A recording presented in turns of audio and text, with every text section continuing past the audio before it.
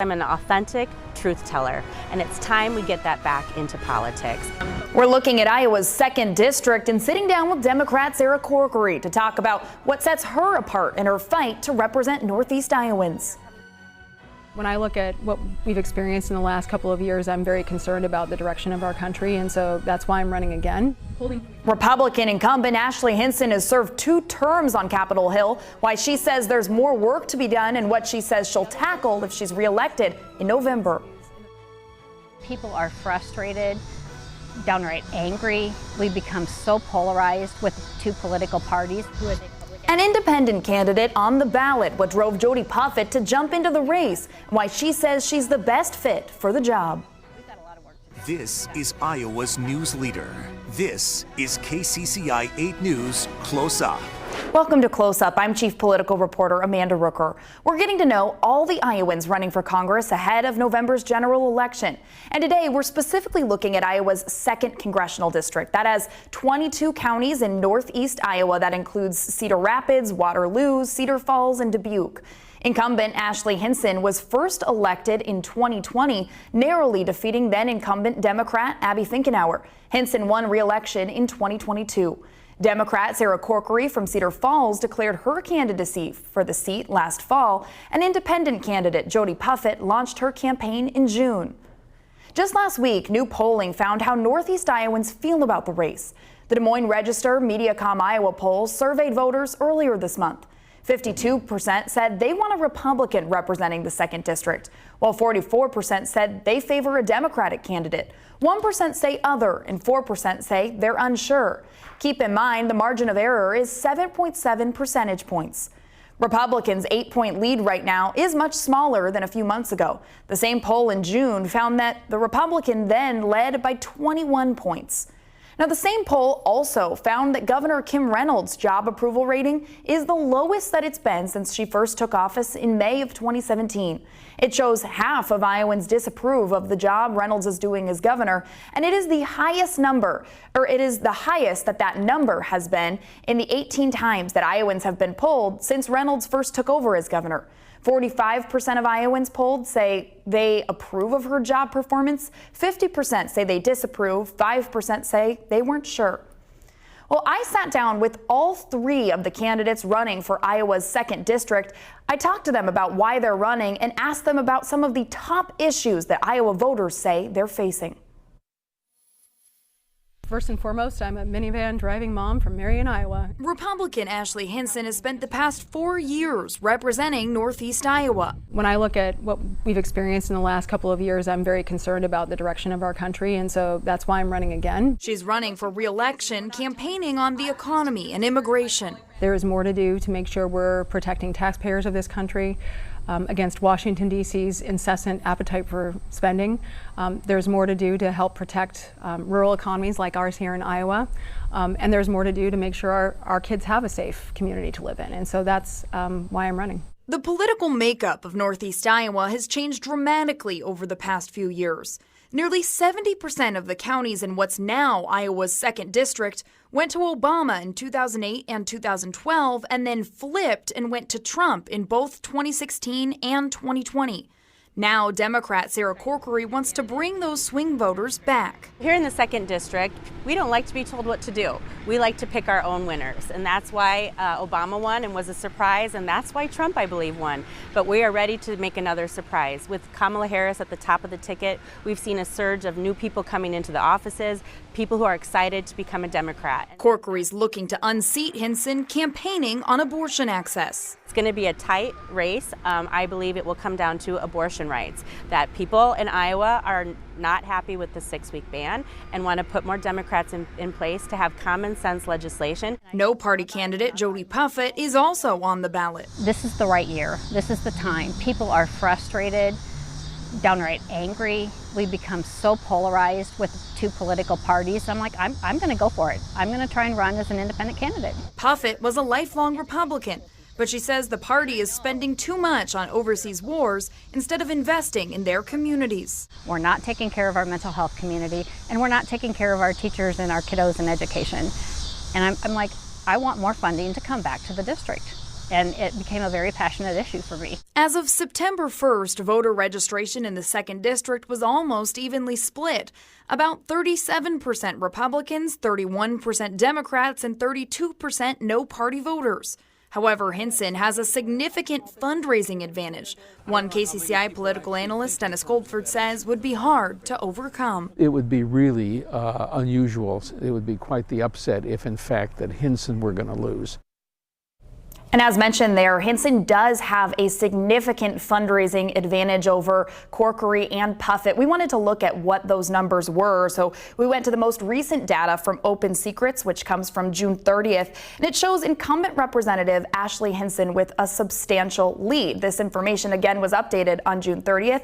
Hinson's campaign has raised more than $4 million. Compare that to Sarah Corkery in second with just $254,000. Jody Puffett at that point had raised $681. Still to come on Close Up, we talked to Democratic candidate Sarah Corkery about overcoming a serious health issue and how that motivated her to run for Iowa's 2nd District seat. And incumbent Republican Ashley Hinson says she wants to stay in office to make Iowa better for the next generation, the work she hopes to finish if reelected.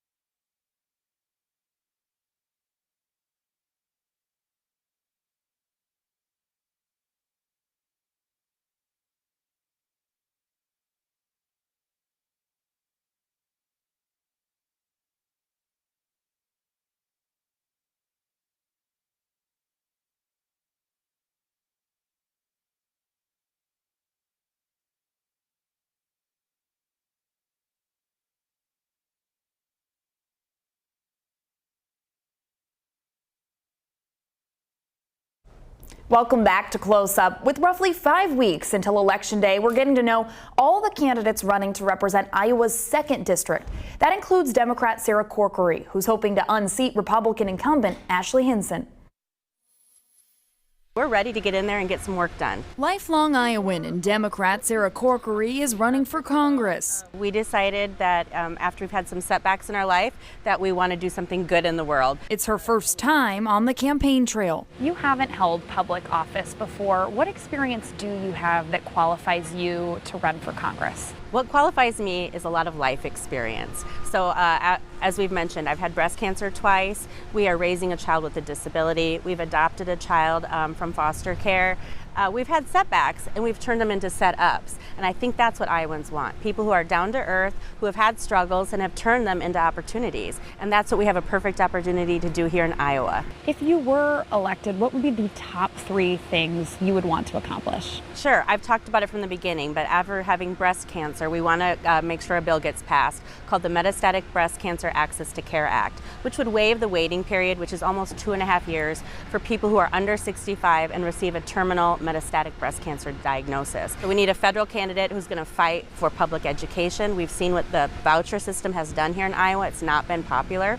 And third is the environment and making sure we leave this place better than we found it, especially in Iowa, where our resources with our land and water are so vital. To secure the southern border, Corkery supports the bipartisan deal that Senate Republicans blocked earlier this year. It would have added more Border Patrol agents and more technology to screen for fentanyl and would have given the president more power to close the border. But Corkery also wants more immigration reform. America was built off immigration, and diversity is a strength. We need to stop vilifying people that look different than ourselves and focus on what brings us together. Also, there are a lot of jobs here in Iowa at packing plants and others where we have people filling those jobs who are immigrants. And if they all went away, we would have a huge problem here in Iowa. So we need to focus on solutions, and it would be great if we could find solutions and stop worrying about who gets the credit and just get the work done. She's also campaigning on abortion I access. believe I trust women to make their decisions, and I trust doctors to make these decisions. I don't trust legislators to make these decisions. Do you think that there should be a certain number of weeks where abortion should be illegal, or do you think that that should completely be up to a doctor and the doctor's patient? I believe it should be between a doctor and a patient because I've had a personal experience. At 38 weeks pregnant with my son, we both went into duress and we had an emergency C-section. We both almost died. If he had passed away at 38 weeks, I can't imagine the devastation in our lives. He had a crib, he had a name, he had a big sister. You don't want a legislator in that room when your life is on the line. So this should be between a doctor and a person. That's why we don't focus on the number of weeks. 38 weeks was where I was at when we both almost died. So it's not a joke. We had a very sensible 20-week ban, and now it's a 6-week ban. Most women don't even know they're pregnant at 6 weeks. So this is not a fair law. So if I get into Congress, we need to make federal law to protect women's rights to health care. Period. It should be between a person and the doctor. To help bring down high prices for Iowans, Corkery wants stricter antitrust laws and more investment in Iowa's food supply. And there's a lot we can do to bring costs down, especially in Iowa. If we all focused on locally buying our foods and growing vegetable gardens, there's a lot we can do and pinch our pennies. But in addition, we need good policies in place to make sure that inflation doesn't get out of control. We have the Fed, we have supply and demand, we have a lot of factors in place. But we can all be working together to get those costs down and rely on services like Democrats put in place, safety nets, to help children be fed when they're hungry. As a political outsider, Corkery says she'd bring a fresh perspective to the people of Northeast Iowa. Iowans should vote for me in the 2nd District because I'm an authentic truth teller, and it's time we get that back into politics. You might not like what you say, we might not agree on every topic, but I'm always going to tell you the truth, and we're going to find common ground. And that is what people in Northeast Iowa want. Now, the seat that Corkery is running for is currently held by Republican Ashley Hinson. When Hinson was first elected in 2020, she flipped her seat from blue to red. She won re-election 2 years later, and now she's fighting for a 3rd term on Capitol Hill. When I look at what we've experienced in the last couple of years, I'm very concerned about the direction of our country, and so that's why I'm running again. Republican Ashley Hinson has spent the past 4 years representing the northeast corner of Iowa. She says her work isn't done. There's more to do to help protect rural economies like ours here in Iowa, and there's more to do to make sure our kids have a safe community to live in, and so that's why I'm running. What are the top 3 things that you would want to accomplish if you were reelected to the seat? You talk about there being more work to do. What are those items that you still would like more time to accomplish? Yeah. Well, first and foremost, border security. I think we absolutely need to secure our border. That will be probably my top priority if we're able to win the White House and the Senate and maintain the House going forward. But inflation continues to be probably the main topic I hear about as I'm traveling through all 22 counties. I've done a town hall in every county I represent, and inflation comes up at every single town hall. So that means reducing government spending, which I have a front row seat to, being on the Appropriations Committee, that I can help go in and try to make sure we're carving out wasteful spending while still focusing on targeted investments to Iowa. Hinson says she'd also work to bring down the cost of energy to help Iowans feel relief from high prices. When you look at how we're getting our food to our grocery store, first of all, that came from probably a family farmer here in Iowa, right? Iowa farmers feed and fuel the world, but they're consuming energy. So whether it's the gas they're putting in their car, whatever they're using to power their equipment, all of that has to get factored into the base root cost. So when energy prices are up, food prices go up, transportation prices go up. So when I say we need to be supporting an all of the above and all of the below energy strategy, I think that's the first way where we can meaningfully lower costs for consumers, because that is all passed on at the grocery store or wherever you're buying your goods and services. She's campaigning heavily on securing the southern border. I think we need to build the wall. Physical structures work. We need to support policies like Remain in Mexico and Title 42 that helped to control the flow at our southern border. We need to fund our border security. Our CBP agents and ICE agents are doing a fabulous job every single day, putting their lives on the line. Following action on border security, Hinson says she'd push for immigration reform. Iowa relies heavily on legal immigrants for workforce, right? Legal. And we need to absolutely look at visa programs. We've done some work on that on appropriations to try to expand opportunities for some of these workforce pathways that already exist. Numbers of visas, for example. Is there more we could do there to allow people in? The lottery system is expensive and uncertain for a lot of employers. Is there more we could do to simplify that process? And Hinson calls herself a pro-life candidate. I think federal policy looks like making sure we're helping to support pregnant students on campus so that they don't feel like they're forced into choosing abortion. They can have their baby and continue their education. Federal legislation looks like my Providing for Life Act, which would help make adoption tax credits fully refundable so that families can choose adoption, would make sure parents or fathers are more at the table, would make sure that the child tax credits expanded. So I think that's what pro-life policy looks like at the federal level. And again, my whole goal is to do more than just have a talk about the abortion conversation, because I don't think being pro-life is just that. I think it's about all of these issues: maternal health care, supporting IVF, supporting families, and supporting healthy moms and healthy babies. Policy making is nuanced, but I will always stand on the side of life, and I've supported exceptions for rape, incest, and life of the mother, very common sense exceptions that I think most Iowans support. And I'll take a look at every piece of legislation to make sure it meets what Iowans are telling me they want to see happen here. Her message to the voters of Iowa's 2nd District. If you want someone to go fight for taxpayers, fight for our rural economy, fight for that safety and security for our communities, I'm your person, and I'll continue to work hard for you. Coming up next on Close Up, Jody Puffett is running as an independent. Why she says the 2nd District needs someone unattached to a political party.